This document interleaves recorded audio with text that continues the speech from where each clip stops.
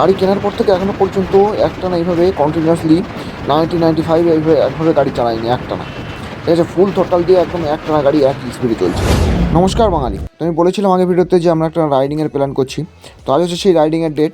তো চলো আজ গাড়ি পুরো ডিটেলিংটা বের করবো। ঠিক আছে, যে গাড়ি একটু লং রাইডে না গেলে বোঝা যায় না যে কতটা ভালো চলছে, কতটা স্মুথ চলছে। তো আজকের ভিডিওটা খুবই ইম্পর্টেন্ট হতে চলেছে তাদের জন্য যারা গাড়ি নিতে চাও এবং যারা নিয়েছেও।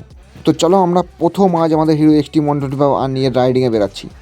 চলো ভাই, সাথে থাকো সবাই। এবং আজকে আমরা গাড়ির ডিটেলিং তো বের করবোই, সাথে আমরা বলেছিলাম আগের ভিডিওতে যে 100 আমরা ছুঁতে পারিনি। আগের দিন দুবার ট্রাই করেছি, 100 ছুঁতে পারিনি।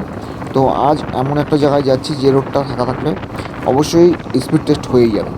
ঠিক আছে, তো স্পিড টেস্ট করতে করতে আমরা এখানে একটু স্পিডটা বাড়িয়ে নিই, কারণ টাইম ল্যাপস না চালু করলে সবাই বোর হয়ে যাবে। আর তাছাড়া ক্যামেরা অ্যাঙ্গেলটা একটু চেঞ্জ করতে হবে, কারণ আমি বুঝতে পারছি এখন পুরো ভিডিওটা আসছে না, গাড়ির বা গাড়ির মাথা হয়তো আসছে না, কারণ হেলমেটটা মানে মোবাইল দিয়ে মাউন্টটা সেট করেছি এমনভাবে সেট করা যে মানে নিচু না হলে আমাদের পুরো ভিউটা আসছে না। যাই হোক, এখানটা একটু সমস্যা আমি ফেস করতে পারছি, বুঝতে পারছি।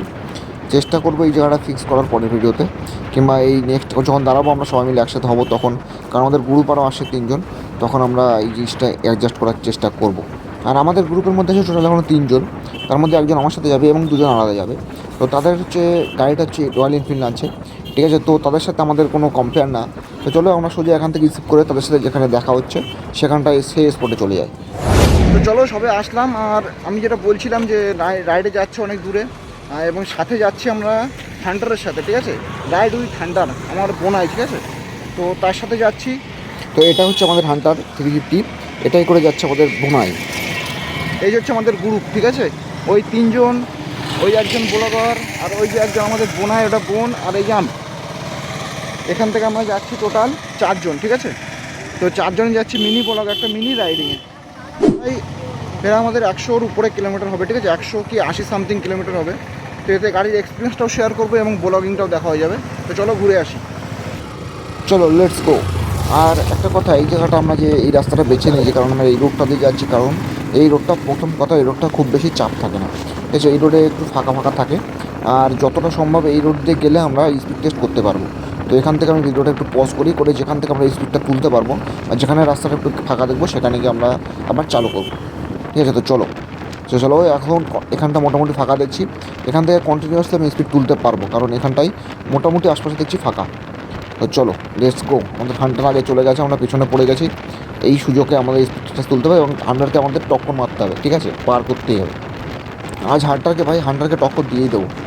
যা পরিস্থিতি, হান্টার আমাদের সামনেই আছে এবং ওরা খুব বেশি মানে একটা স্পিড লিমিট ধরে রেখেছে 60-65 এমনভাবে। তো আমাদের স্পিড টেস্ট তো করতে হবে, আর যেহেতু আমার পিছনে একজন বসে আছে তো লোডটা একটু বেশি, গাড়ির ইঞ্জিনের উপরে একটু বেশিই পড়ছে। তো আমার মনে হয় না, আরে ভাই একটুখানি এই জায়গাটা মাঝে মধ্যে একটু বড় বড় গাড়িগুলো সমস্যা করছে। যাই হোক, স্পিড টেস্ট যখন বলেছি আজকে ভাই করেই দেবো। চলো একটানা যতটা পারি এক স্পিডে বেরাবো। দুবার ফেল করেছি ভাই, 3 নম্বর অ্যাটেম্পটে ফেল করা যাবে না। চলো আবার শুরু। চলো ভাই, এতক্ষণ আমরা যত দূর এসছি মোটামুটি 60-65-এ এসছি, 60-65-এর মধ্যেই ছিলাম, কমায়নি, এই স্পিডে আসা গেছে। চলো এবার হয়ে যাবে। তো এর মধ্যে একটা প্লাস পয়েন্ট বলছি আমি, তো গাড়ি 80-87, ঠিক আছে, আগেও যখন চলেছে 60-65 এতে চলছে, কিন্তু ভাইব্রেশনটা অতটা ফিল হচ্ছে না। ঠিক আছে, যেমনভাবে অন্য গাড়িতে দেখবে ভাইব্রেশন ফিল হয়, সেইভাবে ভাইব্রেশনটা ফিল হচ্ছে না অতটা। একটু হালকা পাতলা ভাইব্রেশন 80-90-তে গেলে একটু ফিল হয়, কিন্তু যে পরিমাণে হওয়ার কথা সেভাবে ভাইব্রেশন ফিল হয় না। এই জিনিসটা খুব ভালো লেগেছে আমার। অন্য গাড়ি আমি দেখেছি যেমন 80-60-70, অনেক গাড়িতে 75-78 গেলেই ভাইব্রেশনটা ফিল হয়, এটা অতটা ভাইব্রেশন ফিল হচ্ছে না। ক্যামেরা অ্যাঙ্গেলটা পুরো আমি মিটার বোর্ডের দিকে দেখেছি। ঠিক আছে, যেন একটু মিস না হয় কোথাও কিছু, তো সবাই একটু মিটার বোর্ডের দিকে খেয়াল রাখবে। ওখানে ডাইরেক্ট সানলাইটে মিটার বোর্ডের ভিজিবিলিটি একটু কমে যায়, ঠিক আছে, আমি আগেও দেখেছি, লক্ষ্য করেছি এটা। তো যাই হোক, এখন পুরো স্পষ্ট বোঝা যাচ্ছে মিটার বোর্ডের ভিজিবিলিটি ডাইরেক্ট সানলাইটে একটু হালকা কম লাগে। তো এখান থেকে বোঝা যাচ্ছে, তাও মাঝে মধ্যে একটু সমস্যা হয়। তো যাই হোক, মিটার বোর্ডের দিকে একটু খেয়াল রাখবে, তাহলে বুঝতে হবে যে স্পিডটা কত কেমন যাচ্ছে। ঠিক আছে, একটা 90-র উপরেই আছে, 90-র নিচে নামছে না, 95-96 এমন আসে, 93-94 এরকম আসছে। যেহেতু আমার পিছনে একজন বসে আছে, তো ইঞ্জিনের উপরে একটু প্রেশার পড়ছে, খুব বেশি টানতে পারছে না, তা সত্ত্বেও স্পিডটা মোটামুটি একটা কন্ট্রোলে দিচ্ছে, চেষ্টা করছে উপরে যাওয়ার। আমার যেমন হয় একা থাকলে হয়ে যাবে যতটা অসম্ভব। তো 97 অব্দি হাইয়েস্ট উঠলো, 97-এর উপরে আর ওঠার মতন চেষ্টা করছে কিন্তু পারছে না। যাই হোক, সিঙ্গেল থাকলে হয়তো হতো, কিন্তু কোথাও কোনো রাইডিংয়ে কখনো একে যাই তখন বুঝতে পারবো যে হাই স্পিড কতটা উঠতে পারছে। তো আজকের টপ স্পিড আমার যা মনে হয় ডবলে এক্সট্রিম 125 আরে যদি কোথাও ডবলে যাও, মানে ডবল ব্যাক সিটে কাউকে বসিয়ে যাও, তাহলে 97, 98 কি 100 ছুতে পারে। একটু লঙে গেলে 100 হয়তো ছুতো। তো কন্টিনিউয়াসলি এত দূর আসছি যখন, তেল ভাই দুটো হাট ছিল, একটা প্রায় শেষ। তো একটু তেল না নিলে গন্ডগোল হয়ে যাবে, ফেরার সময় সমস্যা। চলো তেল নিই, তারপর আবার দেখা হচ্ছে।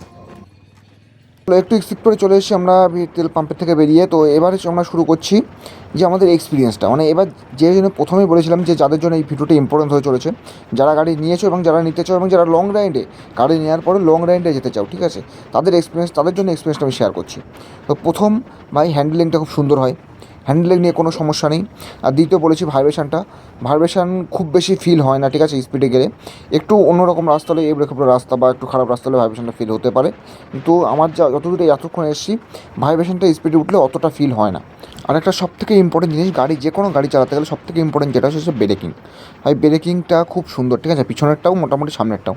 পিছনেরটা একটু লুজ টাইপ আমার লাগে, কিন্তু ভাই এবিএসটা গুড অ্যানুয়ালটা খুব সুন্দর ওয়ার্ক করে। এখন যদি আমি এবিএস টেস্ট করতাম, তাহলে এতবার যে এবিএস টেস্ট করতে হতো কী বলতাম, মানে ভিডিও দেখে দেখে বোর হয়ে যেত, এতবার মানে এবিএস টেস্ট হয়েছে আমার। যাই হোক, এখন একটু এই জায়গাটা সুন্দর লাগছে এবং একটু ছাওয়া আছে, এই জায়গাটাকে রেস্ট নেবো, তারপরে ভাই এখান থেকে বেরাবো।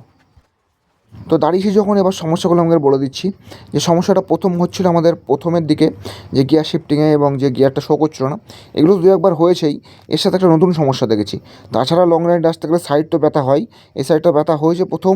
আর দ্বিতীয়ত সিটটা ছোটোর জন্য সামনের ভাই মাজাটাও ব্যথা হচ্ছে, প্রচণ্ড ব্যথা হচ্ছে। আমরা খুব বেশি কমপ্লিট করিনি, এখনও 50 থেকে 60 কিলোমিটার কমপ্লিট করেছি। আর এর মধ্যে আমি মাজার মধ্যে নেই, প্রচণ্ড ব্যথা হচ্ছে মাজা, ঠিক আছে। মানে একটু লং রাইডে গেলে যদি 200-300 কিলোমিটার যদি যেতে হয়, তাহলে আর মাজার মধ্যে থাকবে না। কারণ লং রাইডে ভাই আমরা প্রথম কথা পিছন থেকে কোনো সাপোর্ট পাচ্ছি না।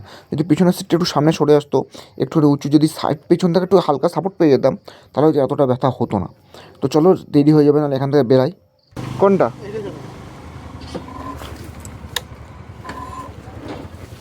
সরে যা, চলো আমাদের গাড়ি চেঞ্জ।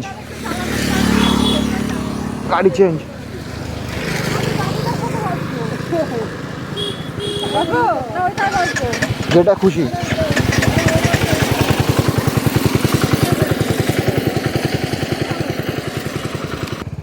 এনফিল্ডের সাথে ভাই কোনো সময় 125 সিসির তুলনা করা যাবে না, এটা করা উচিতও না।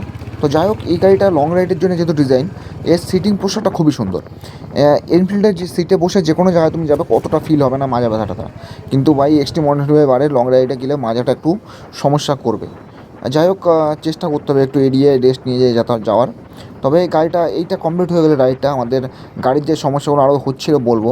তাছাড়া আমাদের সজলদার কাছ থেকে শুনে নেবো যে আমাদের গাড়ি কোনো সমস্যা পাচ্ছে নাকি। তো চলো সোজা স্কিপ করে আমরা স্পটে পৌঁছে যাই। তো আস্তে আস্তে আমাদের অনেকটা দেরি হয়ে গেছিলো, আর ভিডিওটা শ্যুট করতে করতে দিক দিয়ে ঘুরে আস্তে আস্তে আমাদের অনেকটা সন্ধ্যা ভাব চলে এসেছিলো। তো চলো সজলদার কাছ থেকে শুনে নিই। চলো সজলদা, কেমন লাগলো গাড়ি চালিয়ে সাইডে বলো আগে। তোমার হান্টারের মালিক আমি জানি, এই গাড়ি ভালো লাগবে না, তাও তুমি বলো কেমন লাগলো। তো আমার যেহেতু অন্য গাড়ি চালানো অভ্যাস, আমি প্রথম ধরলাম একটু হালকাই লেগেছে, আর পিক আপ বা এসে সবই ঠিকঠাকই ছিল। আচ্ছা, গিয়ার শিফটিংয়ে একটু মাঝে মাঝে আমার প্রবলেম হচ্ছিল। এবার সেটা আমার সেটিংয়ে, অনেকে হাত সেটিংয়ের জন্য হতে পারে, এবার সেটা কিনা আমি বলতে পারবো না, তবে একটু প্রবলেম হচ্ছিল। আর নিউট্রাল গাড়ি গিয়ার ফার্স্ট গিয়ার থেকে নিউট্রাল নিয়ে কোনো সমস্যা হয়েছে? না, সেটাতে সমস্যা হয়নি, কিন্তু রানিং অবস্থায় গাড়ি বন্ধ করে দিলে তারপরে সেকেন্ড গিয়ারে বা থার্ড গিয়ারে তো রাখা, সেকেন্ড গিয়ারে নেওয়ার পরে যদি গাড়ি টানতে যায় তখন মাঝে মাঝে বন্ধ হয়ে যাচ্ছিলো। আর ওটা তোমার হাত সেটিংয়ের জন্য হয়েছে, ওইটা সমস্যা, ওটা হয়তো সেটিংয়ের জন্য হতে পারে। আর কোনো তোমার সমস্যা ছিল? টান বা ইসে বাদ বাকি সবই ঠিকঠাকই ছিল, তোমার কোনো সমস্যা হয়নি? কোনো সমস্যা হয়নি। ওকে। তো দাদার রিভিউটা শুনলে দাদা মোটামুটি ভালোই, হান্টারের গাড়ি 125 সিসির গাড়ি পছন্দ হবে না, ঠিক আছে। তাও মোটামুটি দাদা যা বলেছে, সন্ধ্যা হয়ে গেছে, ঠিক আছে, রাত্রি হয়ে গেছে, এখন অতটা বলতে পারছি না। বাকিটা আমি আফটার বাড়ি যাওয়ার পরে পুরো কমপ্লিটটা করে বাকি ভিডিওটা আবার বানিয়ে দেবো।